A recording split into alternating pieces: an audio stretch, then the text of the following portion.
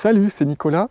Alors aujourd'hui, on va voir tout ce qui va être possible de semer et de planter pour le mois à venir, le mois de septembre. On va voir donc les semis, les plantations, l'entretien du potager pour ce mois. Et ensuite, on fera un petit tour dans mon potager et je vous montrerai ce qui s'y passe en ce moment.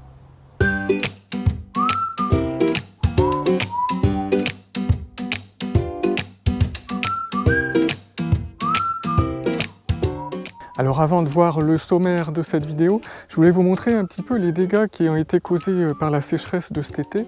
Là vous voyez ce cerisier, eh bien, il a déjà perdu la moitié de ses feuilles. Et ça date pas d'aujourd'hui, là on est fin août, ça date déjà du début du mois d'août. Donc là, elles sont toutes tombées par terre, je vais d'ailleurs pouvoir les ramasser pour faire du paillis au potager. Je ne comptais pas en avoir aussitôt. Et donc tout ça, c'est parce que la réserve d'eau dans le sol, elle est complètement épuisée.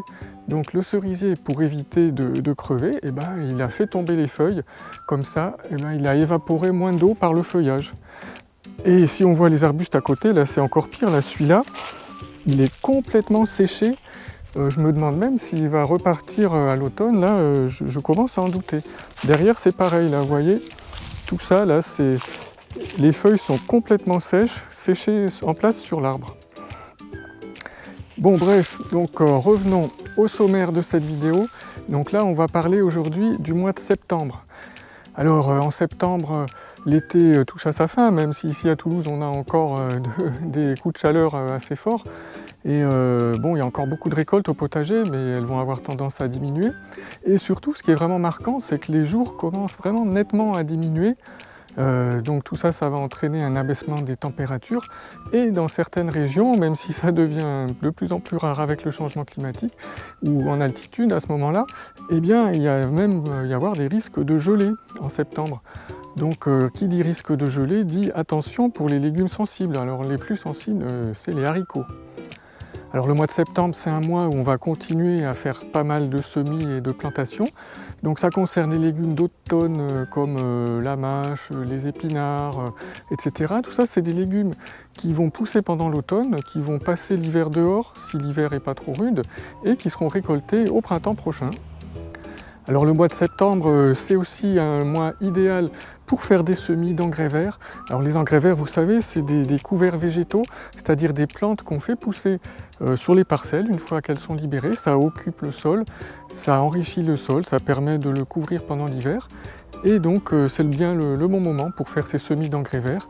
Ils vont pousser pendant l'automne, pendant l'hiver ils vont se calmer un petit peu, ils vont repartir au printemps et on les fauchera juste avant de planter ou de semer les premiers légumes de printemps. Alors maintenant on va voir les travaux pour le mois à venir, donc qu'est-ce qu'on peut faire comme récolte, comme semis, comme plantation. Et puis à la fin de la vidéo, on fera un petit tour dans mon potager et vous verrez que j'ai pas mal de choses différentes à vous montrer.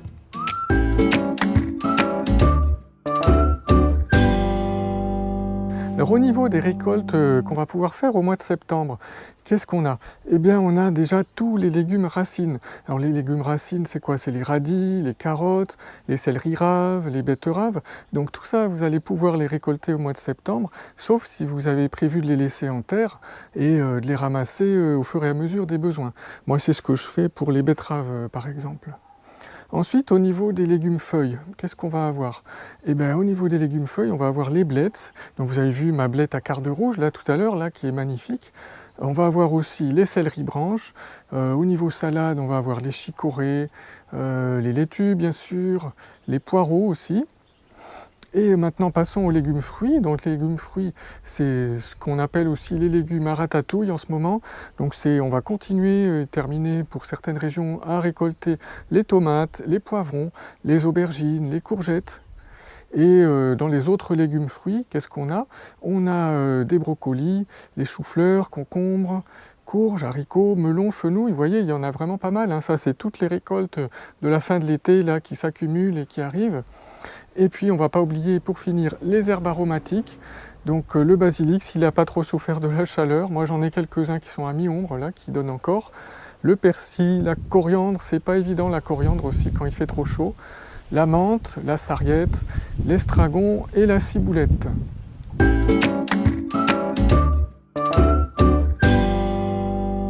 Au niveau des semis, qu'est-ce qu'on va pouvoir semer en septembre? Eh bien, on va terminer de semer du persil, les navets d'hiver, les gros radis d'hiver, là vous savez, les gros radis noirs, les petits radis roses aussi. On va continuer de semer toutes sortes de salades, alors des chicorées italiennes pour l'automne, des laitues, etc. On va continuer de semer les engrais verts aussi. Alors les engrais verts d'automne, c'est la facélie, la moutarde, le seigle. On attendra un petit peu avant de semer les engrais verts comme la févrole qui se sème plutôt fin octobre, voire début novembre dans une région chaude comme ici. Après, donc, on va pouvoir semer des laitues. Alors, j'ai déjà parlé des laitues, mais il y a les laitues d'hiver. C'est des variétés spéciales qui résistent au gel. Parce qu'il faut savoir que les laitues qu'on va semer maintenant, eh bien, elles vont mettre 2-3 mois pour pousser, 3 mois même plutôt. Donc, elles risquent d'arriver jusqu'à novembre-décembre. Donc, il vaut mieux choisir des laitues qui résistent au gel. Donc, c'est ce qu'on appelle les laitues d'hiver. Et elles seront récoltées après au printemps. Ensuite, on va continuer les semis de mâches, de roquettes, de cerfeuilles, les épinards aussi, et les petits radis de tous les mois. Alors au niveau des plantations, qu'est-ce qu'on va pouvoir planter en septembre?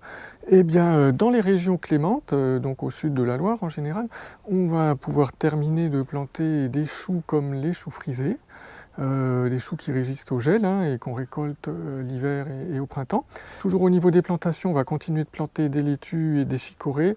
On va pouvoir planter du persil qu'on va acheter en godet à la jardinerie. Et comme d'habitude, tous les plants en godet qu'on aura préparés soi-même et qui seront prêts à planter à ce moment-là en septembre.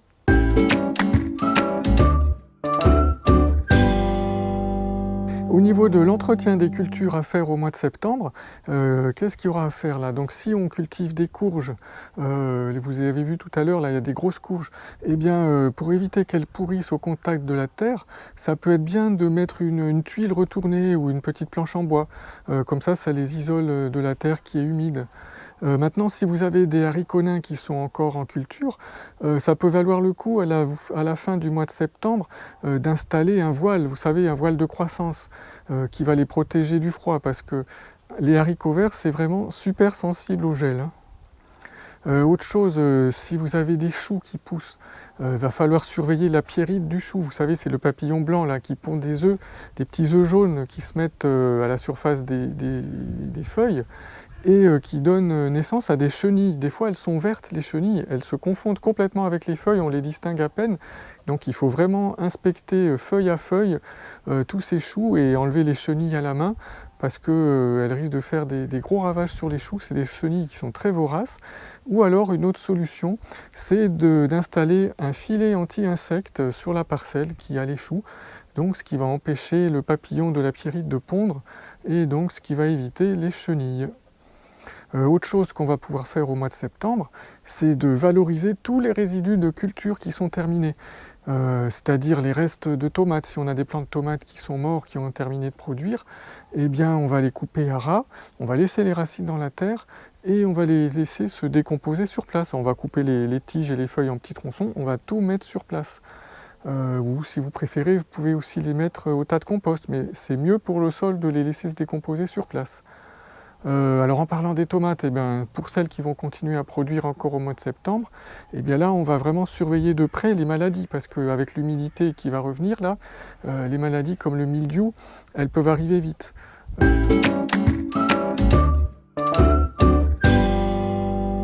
Alors au niveau des autres travaux à faire au mois de septembre, si vous avez un tas de compost qui a séché un petit peu pendant l'été, vous pourrez l'aérer, vous pourrez le retourner avec une fourche, vous pourrez l'arroser un petit peu pour le réhumidifier s'il est vraiment trop sec. Si vous avez des plates-bandes qui se sont libérées suite aux récoltes, vous pouvez commencer à les préparer pour l'année prochaine aussi. Donc là, ce que vous allez faire, vous allez dépailler, enlever le paillis, et vous pouvez déjà étaler une petite couche de compost. Donc ce compost, il va s'intégrer petit à petit dans le sol, il n'y a pas besoin de l'incorporer. Les vers de terre qui vont faire le travail à notre place, autant les laisser travailler. Et donc ce compost, il va s'incorporer petit à petit pendant l'hiver, et la terre, comme ça, elle aura gagné en fertilité au printemps prochain. Si vous avez maintenant des récoltes que vous avez besoin de stocker et que vous n'avez pas de cave, comme c'est mon cas, vous pouvez faire un silo, c'est-à-dire un trou qui est creusé dans le sol, où on remplit de sable, Et on peut y mettre dedans tous les légumes de garde, comme les carottes, les betteraves, les navets, les radis noirs, voilà tout ça. Et comme ça, ils vont bien se garder, les légumes. Alors dernière chose à faire en septembre, eh bien si l'humidité revient, si la pluie revient, il va falloir surveiller les limaces, parce que les limaces, elles vont ressortir là, elles vont profiter, les escargots aussi. Donc ils peuvent revenir en force, donc il va falloir être vigilant.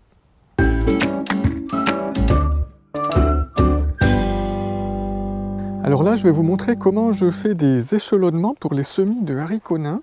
Je vais vous montrer qu'il y a actuellement 5 générations de haricots nains qui poussent dans mon potager. Alors ça, eh ben, c'est encore la première génération qui avait été semée mi-mai. Et on voit qu'elle continue encore à produire, ça c'est complètement fou. On voit qu'il y a encore des fleurs là qui se font ici. Là, il y a encore quelques haricots qui sont en train de se former. Bon, ça ne va pas donner des récoltes extraordinaires, mais comme j'ai pas besoin de la place, eh bien, je les laisse encore pousser. Ça mange pas de pain, et si j'ai quelques haricots à cueillir en plus, eh ben, ça sera toujours sympathique. Alors j'en profite pour vous montrer là, cette magnifique blette à quart de rouge, là, qui a une couleur vraiment éclatante. Là, j'adore cette couleur. Et puis comme toujours, mais je mélange des fleurs au potager, ici des tagettes nains, et du basilic pourpre, donc des aromatiques aussi qui sont mélangés. Alors ça c'était la première génération pour les haricots nains. Là on passe sur la planche d'à côté à la deuxième génération. Alors celle-là elle a vraiment pas donné grand chose parce qu'elle est tombée pile pendant une phase de canicule au moment de la floraison des fleurs. Donc il n'y a pas eu de grosse récolte sur cette deuxième génération. Après, donc cette deuxième génération, je l'avais plantée début juin. Après, dans le courant du mois de juin, ben, j'ai planté un troisième semis de haricots nains, qui est ici. Et donc fin juin, donc on est 2 mois plus tard, fin août, c'est ceux qui sont en pleine récolte maintenant. Donc il y a quelques jours, on en a déjà récolté une barquette entière. Et là, vous voyez, ils refont des fleurs. Il y a déjà des bébés haricots là, qui sont en train de pousser. Et donc pendant quelques semaines, ce rang va donner des récoltes. Ensuite, on passe à la suivante, qui est juste à côté. Donc là, c'est la 4e génération. Donc celle-là, elle a été semée autour de la mi-juillet. Bon, on regardera dans le cahier après pour voir les dates exactes. Donc là, on voit que il n'y a pas encore beaucoup de fleurs, ça commence à se développer. Celle-là a pas mal souffert de la canicule aussi, parce que le problème avec les chaleurs, les grosses chaleurs qu'on a eues, là, quand ça dépasse 30-32 degrés, il y a beaucoup de plantes au potager qui se mettent en mode survie et qui arrêtent de se développer, qui stoppent vraiment leur croissance. Et donc elles attendent que la chaleur soit passée, et après ça redémarre. Et là, ici, on voit le dernier semis que j'ai fait, qui était il y a une dizaine de jours à peu près. Donc c'était à la mi-août à peu près. Donc voilà, des haricots nains qui pour l'instant sont en train de grandir. Et j'espère avoir des récoltes vers la mi-octobre à peu près. Ici à Toulouse, on a des automnes qui sont assez doux en général, assez beaux. Donc je ne me fais pas de soucis pour ça. Alors pour retrouver les dates précises de ces différents semis de haricots, on va regarder dans mon cahier de jardin. Alors les haricots, donc on va aller à la lettre H, voilà, légumes A, carottes, chicorée, chou rave, courgettes, fèves, haricots, voilà. Alors là, qu'est-ce qu'on voit? On voit que là, le premier, moi je fais tous mes semis en pot, hein, je vous rappelle, tous mes semis de haricots se font en godet, comme ça il n'y a pas de souci avec les ravageurs. Donc le semis a eu lieu pendant la première semaine de mai, là. La plantation de la première génération a eu lieu la mi-mai. La deuxième génération a lieu dans la première semaine de juin. Ensuite, on a une plantation à la 4e semaine de juin. Là, on voit la 3e plantation qui était mi-juillet. Et la dernière qui était là, voilà, quasiment 10 jours avant la fin du mois d'août. Voilà, ça me permet de garder une trace, et comme ça l'année prochaine je verrai exactement à quel moment j'ai semé, planté mes haricots. En face, dans la colonne de droite, je mets les récoltes que j'ai eues, si les récoltes étaient importantes ou pas, s'il y a eu des soucis, des ravageurs, des problèmes avec la météo. Et comme ça, ben, ça me garde une mémoire du potager d'une année sur l'autre. Et ça me permet l'année suivante d'améliorer les choses ou de ne pas refaire les mêmes erreurs ou de décaler un petit peu les dates. Là, je vous montre une vue du potager, donc vue d'en haut. Donc là, dans ce coin-là, tout ça, ce sont des plantes consoudes là, qui ont fait beaucoup de feuillage et que je vais pouvoir faucher pour faire du mulch nutritif. Là, on retrouve les haricots, la première génération, la deuxième, la troisième, la quatrième et la cinquième qui est là. Et alors, pourquoi je suis monté pour vous montrer cette vue d'en haut? Eh bien, c'est pour vous montrer les courges. Donc les courges, c'est toute cette partie ici que en fait je fais pousser sur la parcelle de pommes de terre. Donc je vous rappelle que mon potager est à l'ombre de la maison pendant toute la matinée et surtout cette moitié-là, cette bande-là, elle est plus à l'ombre que le fond. Hein, on voit déjà qu'il y a du soleil là-bas qui arrive. Et donc j'en profite pour faire pousser les pommes de terre sur cette bande qui est à l'ombre là, parce qu'elle pousse très bien à mi-ombre. Et comme j'ai pas assez de place pour faire pousser en même temps les pommes de terre et les courges, eh bien je fais un semis de courges très tardif que je sème autour de la mi-juin et qui va prendre petit à petit le dessus sur les pommes de terre. Et alors les rangs de pommes de terre, je les mets de manière transversale comme ça, et je les récolte au fur et à mesure que les courges vont pousser. Donc en premier les rangs de pommes de terre du fond, que je vais récolter en pommes de terre nouvelles, etc. Et je continue comme ça. Et là, en fin juillet, j'ai récolté les dernières pommes de terre à ce niveau-là, ce qui fait que maintenant la place est complètement libre pour que les courges continuent leur développement.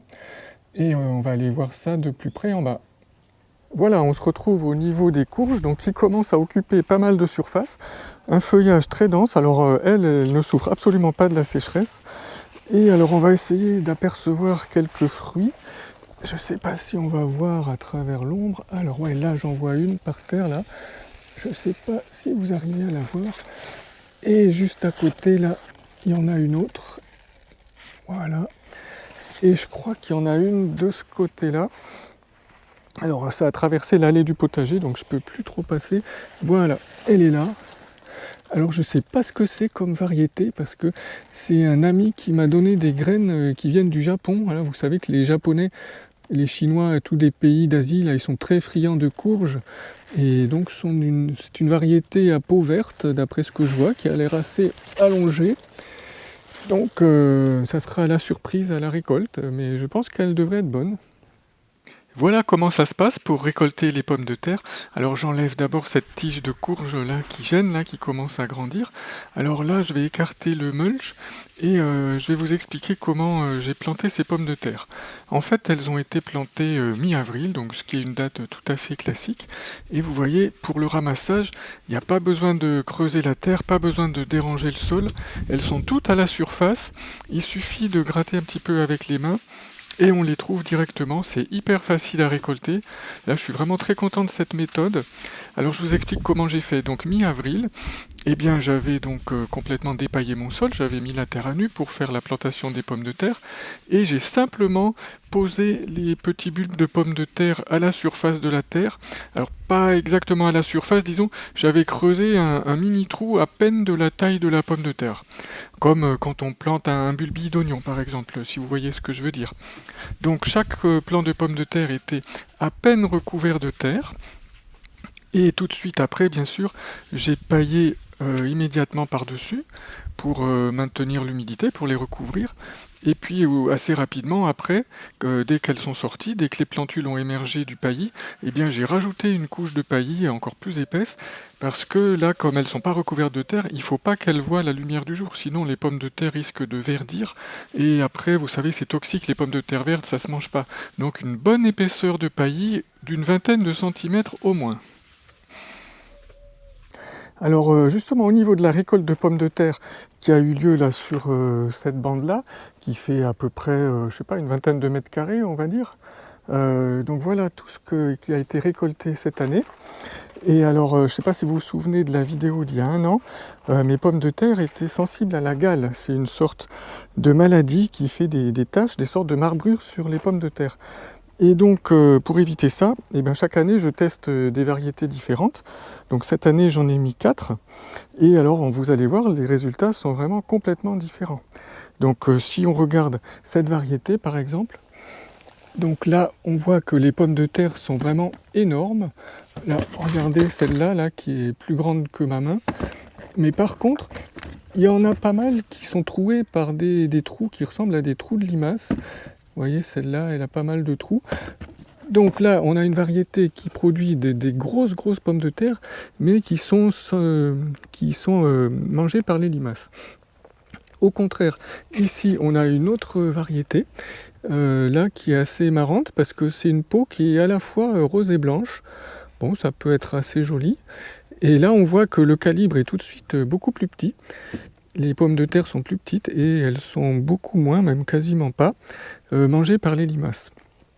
Là, on trouve une troisième variété, qui est une variété jaune. Alors, bon, je vous mettrai les noms de toutes ces variétés dans l'article qui accompagne cette vidéo. Mais donc là, on voit que c'est des tubercules de taille moyenne, donc qui sont pas mal. Par contre, elles sont assez sensibles à la gale, justement, que je cherche à éviter. Là, on voit là, ces espèces de marbrures foncées. Ça, ce sont des taches de gale. Là, vous voyez, là, celle-là, elle en a pas mal. Là. Et après, ça fait que les pommes de terre sont marron à l'intérieur quand on les ouvre, et elles se gardent moins longtemps aussi. Et alors, la quatrième variété, celle qui convient apparemment le mieux à mon potager, à ma terre, à ma situation, c'est celle-là. Donc là, on voit que c'est des tubercules qui ont une bonne taille, qui sont de taille moyenne, qui sont bien régulières et qui n'ont quasiment pas de taches de gale.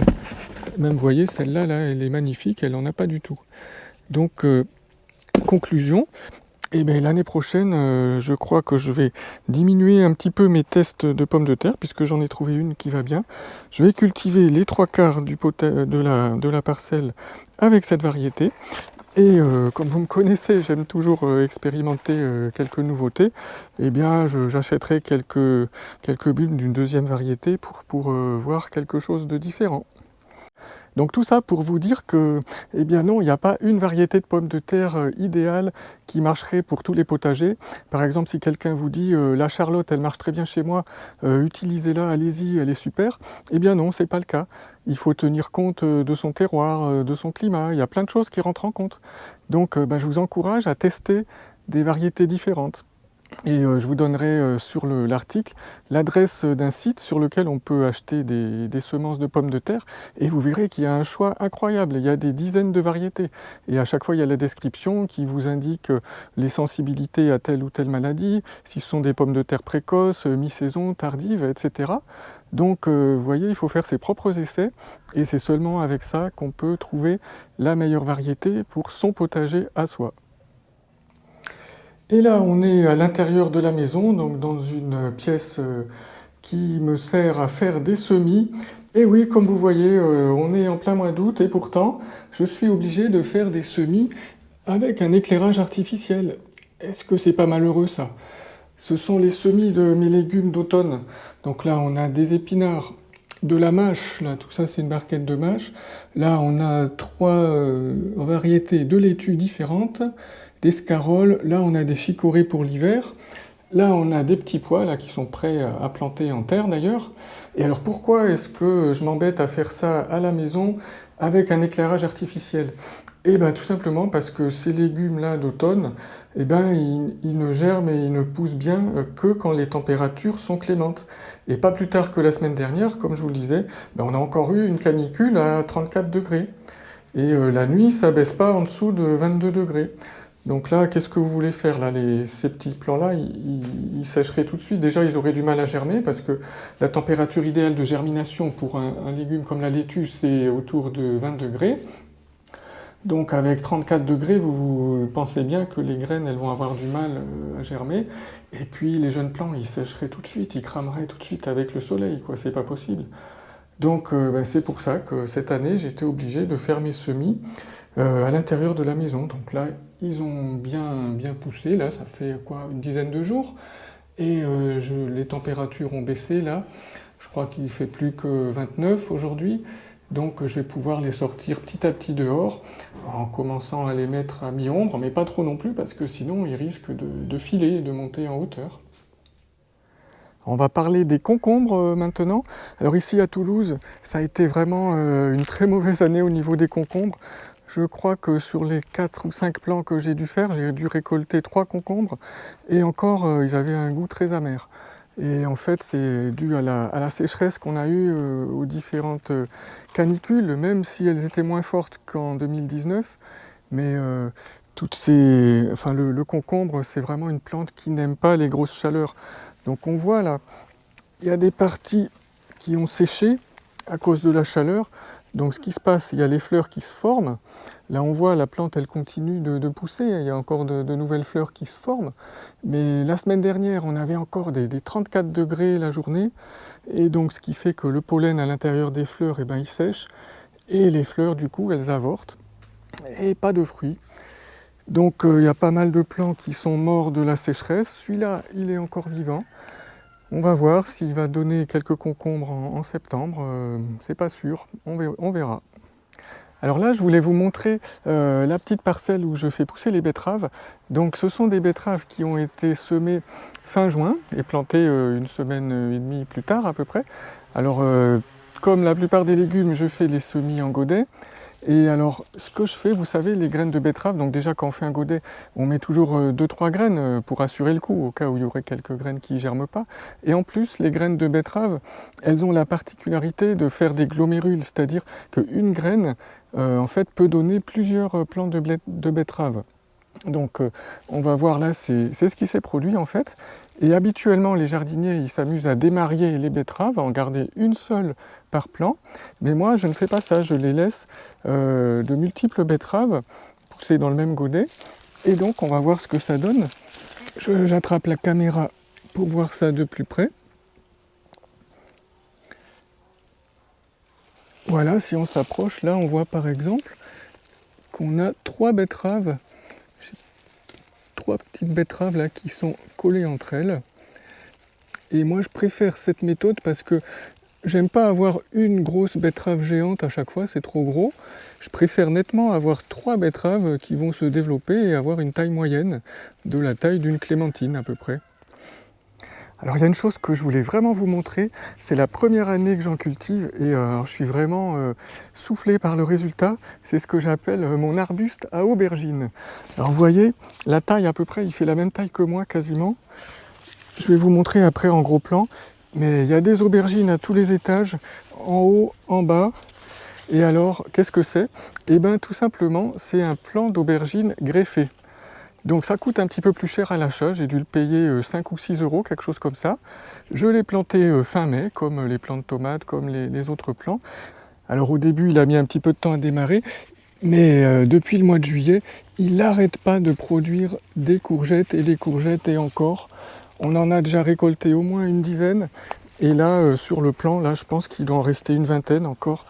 Là, vous voyez, encore une. Là, ça continue, ça continue. Et tout ça, c'est un seul plant qui s'est ramifié comme ça et qui a donné tous ses fruits au fur et à mesure de sa croissance. Donc là, ça continue, tant qu'il fait encore beau et chaud, ça continue à pousser. Et un plant, ça suffit largement. Je dirais même que ça me donne trop d'aubergines, je ne sais plus quoi en faire. Alors au niveau des tomates maintenant, ça a été une année plutôt moyenne parce qu'avec la sécheresse qu'il y a eu, là on n'a pas eu une goutte de pluie à Toulouse depuis fin juin à peu près. Enfin quand je dis une goutte, si, il y a bien eu quelques petites averses, mais bon ça a à peine mouillé la surface du paillis et pas plus que ça. Mais pas de pluie digne de ce nom depuis 2-3 mois. Et donc les tomates, elles ont eu du mal aussi. Elles ont grandi mais pas autant qu'elles auraient pu. Alors au niveau des punaises, je vous avais montré comment j'installe des petits sachets comme ça pour protéger les tomates des punaises. Alors ça par contre ça a super bien marché, là je suis vraiment content.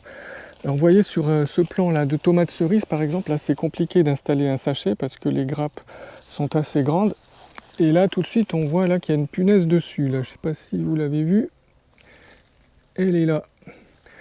Mais sinon sur les tomates plus grosses, comme ici les cœurs de bœuf, là les sachets ont vraiment joué complètement leur rôle.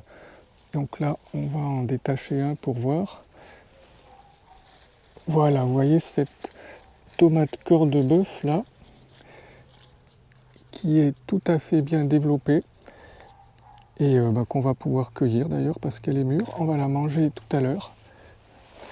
Et donc là on voit il n'y a pas une seule piqûre de punaise. Elle est vraiment parfaite.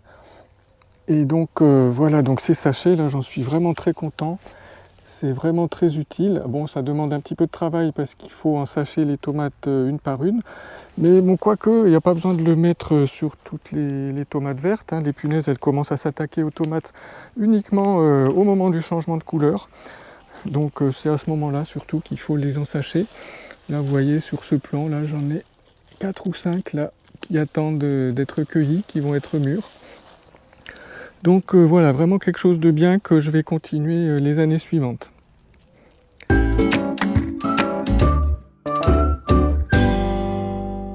Bon ben avant de vous dire au revoir, je me suis mis devant ce figuier. Donc là on est en plein dans la période de récolte, là vous voyez il y a des belles figues malgré la sécheresse. Alors je le soupçonne d'avoir fait quelques racines qui descendent là vers un petit coin de potager qui est arrosé, lui qui est irrigué avec le goutte à goutte. Donc à mon avis il va récupérer un petit peu d'eau de ce côté-là. Donc pour accéder à cet article, et bien comme d'habitude, j'ai mis un lien dans la description qui se trouve sous la vidéo. Il n'y a qu'à cliquer dessus, ça vous amène directement à l'article. Et bien donc sur ce, je vous dis au mois prochain, ça sera le mois d'octobre. Et je vous préparerai bien sûr une vidéo pour tout ce qu'il y aura à faire pour ce mois-là, le mois d'octobre. Allez, ciao!